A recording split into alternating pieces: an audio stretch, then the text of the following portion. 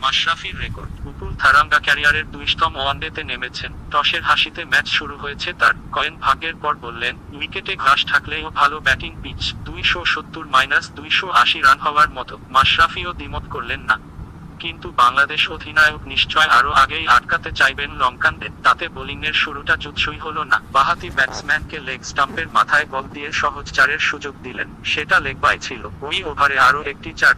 শুরুটা ভালো না হলেও মাশরাফির বলেই ব্রেক থ্রু পেল বাংলাদেশ। নিজের দ্বিতীয় ওভারে এসে তৃতীয় বলটা স্লো ছুড়লেন। গুনাথিলাকা একটু আগে ব্যাট চালিয়ে বাতাসে ভাসালেন। তিনজন দৌড়াল সেটার দিকে। অনেকটা ঝাঁপিয়ে পড়ে শেষে বল গ্লাভসে নিলেন মুশফিক।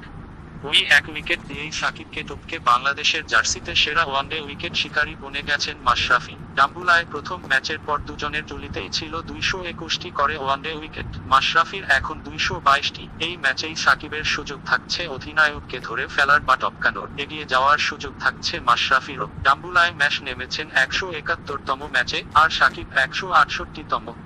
পিচে ঘাসের উপস্থিতি আছে, তবে প্রথম ম্যাচে দাপুটে জয়ের পর ঘাস নিয়ে ভাবছেন না মাশরাফি। জয়ী দলটাকেই অপরিবর্তিত রেখে নেমেছেন তিনি। লক্ষ্য এক ম্যাচ হাতে রেখেই সিরিজ নিশ্চিত করা। ডাম্বুলায় প্রথম ওয়ানডেতে ৩২৪ রানের সংগ্রহ করে ৯০ রানে জিতে এগিয়ে বাংলাদেশ।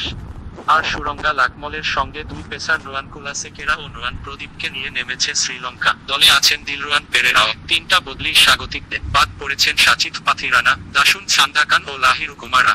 সবশেষ ২০০৯ সালে জিম্বাবুয়ের বিপক্ষে দেশের বাইরে ওয়ানডে সিরিজ জিতেছিল বাংলাদেশ। মঙ্গলবার সিরিজ জেতার সুযোগ রয়েছে। তাতে দীর্ঘ অপেক্ষার অবসান হবে ঘরের মাঠে নিয়মিত জিততে থাকা টাইগারদের। ধন্যবাদ সবাইকে। এরকম আরও খবর পেতে আমাদের চ্যানেলটি সাবস্ক্রাইব করুন।